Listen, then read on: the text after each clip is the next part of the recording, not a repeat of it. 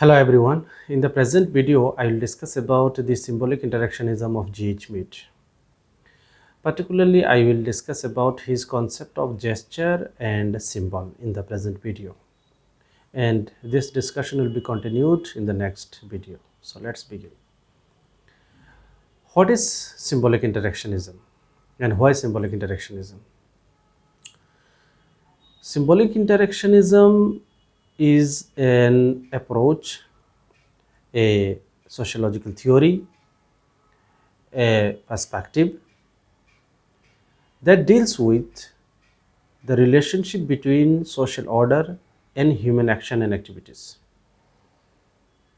It is necessary, symbolic interactionism is necessary because it enables us to understand how this social order is maintained, how the human beings and social order maintains a relationship,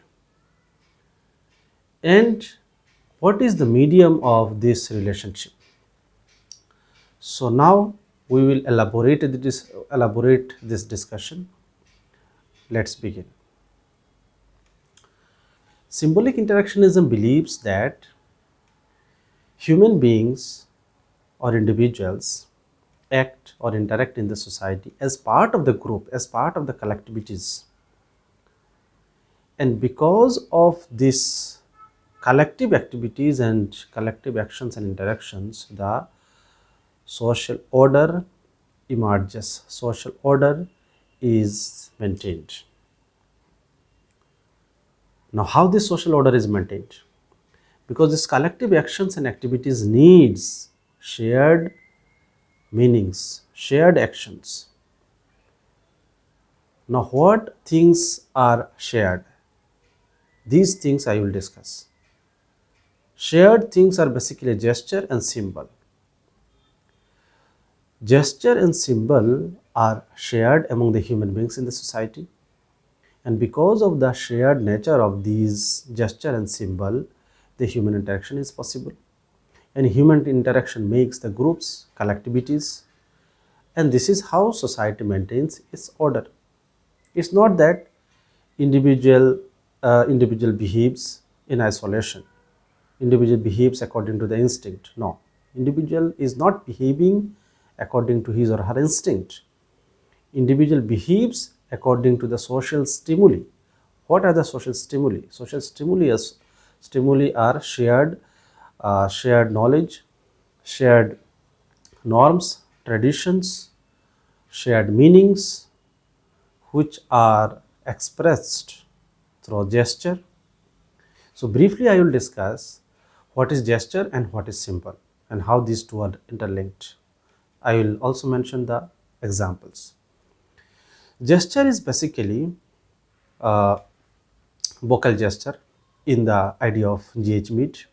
G H Mead mentioned about the vocal gesture. Vocal gesture is language. So language is the primary medium of expression or primary medium of communication of human beings, primary medium of interactions among the human beings in the society.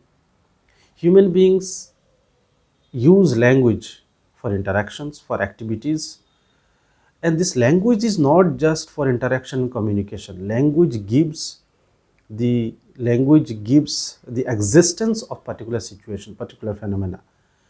Language creates the situation and the phenomena. A particular phenomena, particular event, particular activities cannot be understood without language. Another important issue of vocal gesture is expression. When human beings use language, they also use expressions. Suppose you are saying something in happy mood, your expression is of one kind. When you are saying something in angry mood, your expression is of another kind. When you are saying something in the tensed mood, your expression will be of another kind. So different expressions gives different meanings, and this expression is again shared. It's not that you are saying something in angry mood, others are not understanding. It does not happen. Rather, the expressions, the meaning of the expressions are shared in the society. All other human beings also understand What is the meaning of this particular expression? What is the meaning of this particular way of talking? So language is not just something expressing through words. Language is also an expression, and combination of the expression and the utterances of words, sounds, makes the gesture. So language is a vocal gesture of human beings, because human beings, when they say anything, they also hears, they hear, they knows what they are saying. It's not that they are saying without having any knowledge. No, they are saying consciously. So it is their own gesture which others understand. They knows that what they are saying is going to affect others, or which is going to be received by others, reciprocated by others. So this is the reason why this gesture is used by human beings in the society. And once this gesture is used by the individuals or human beings in the society, it makes a collective understanding, collective shared the process. And this is how society makes a shape, social order takes a shape. Now, what is the symbol and what is the use of symbol in the human society? According to symbolic interactionism of G H Mead, use of symbol is primary for human interaction. Human interaction in the society is not possible without the use of symbol. Without symbol, even human society is not possible. The classification of various objects, events, phenomena, and activities in the natural world, in the human society, in the environment are made by the symbols. That is, symbols imposes meanings over various objects, events, activities. Now takes the example. Let's take the example.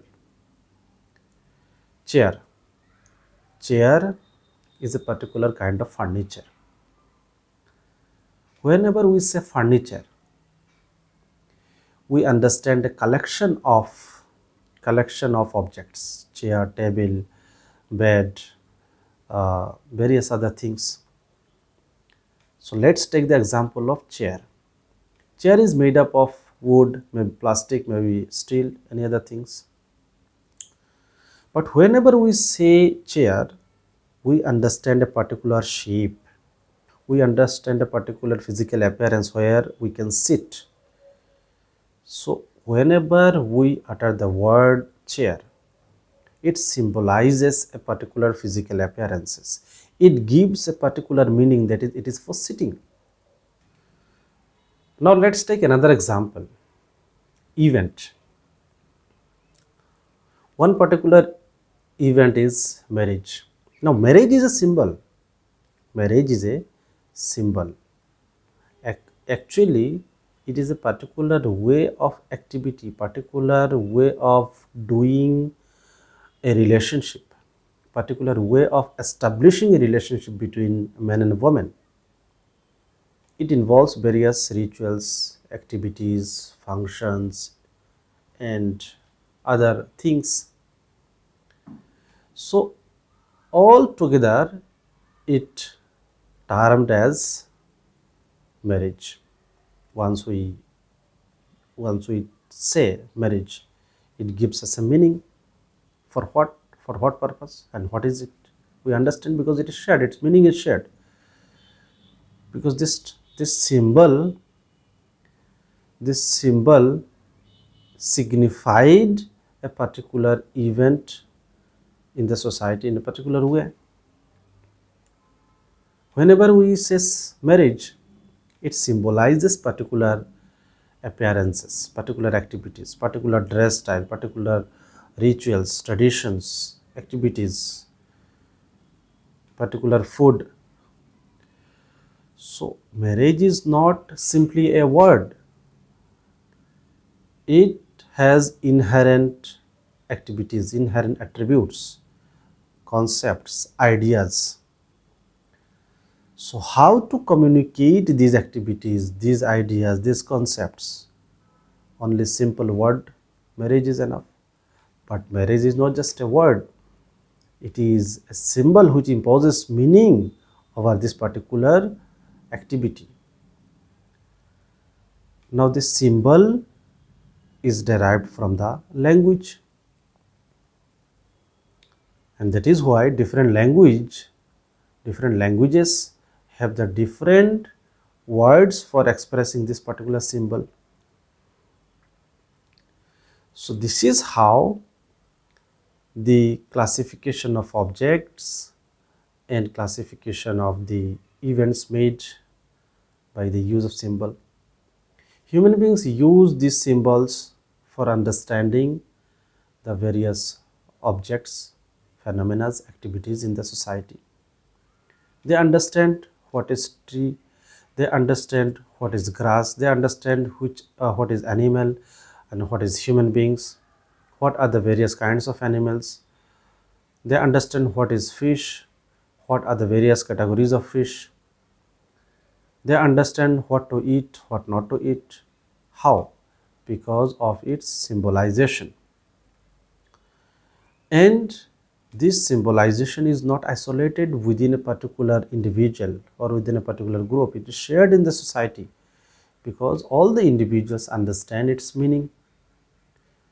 So according to G H Mead, this symbol imposes meaning over the objects, over the phenomena, over the events in the society. So basically human beings use symbol, but for what? They use symbol for understanding the world and to maintain a relationship with the world, maintain a relationship with the environment, maintain a relationship among the others. But this use of symbol has become so natural that it seems that something which is given, but actually these are being created by human beings. These symbols are created by human beings, meanings are attached by the human beings, but these meanings are again shared and it continues generation after generation, and this is how human beings are able to understand the meaning of the symbols. So symbols and its inherent meaning, inherent attributes and inherent ideas are very important. We need to understand the symbol and their inherent meaning, inherent ideas. As I have mentioned about the chair, we can also give another example, the concept of suicide. So suicide word, it's just a word, but whenever we say suicide, it means particular phenomena. So this particular phenomena is symbolized. How it is symbolized? It is symbolized in such a way that a particular way of death, is called suicide. Simple death is not considered as suicide. A particular way of death is considered as suicide. So this is how it symbolizes the various activities and actions in the society. Something as crime, something as normal. Crime, a particular way of doing things, but in a particular way of doing is crime, and particular way of doing something is normal. So the crime word is not just a word, it has a meaning. It has a inherent object, inherent ideas, and it makes sense. It makes sense for the human beings. It is shared, its meaning is shared. And it symbolizes a particular events, particular activities. So this is how symbol and gesture maintains the connections, and because of that human interaction is possible. And if this human interaction is possible, the social order is maintained. So this social order is maintained not as natural process, rather it is because of the human beings interactions in the society, and human beings interaction in the society is possible because of the gesture, symbol, but these gesture and symbols are shared, that is shared symbols, gestures are there in the society, they are in the human interaction, and that is why this social order is maintained. So in the next video, I'll continue the discussion. Thank you very much.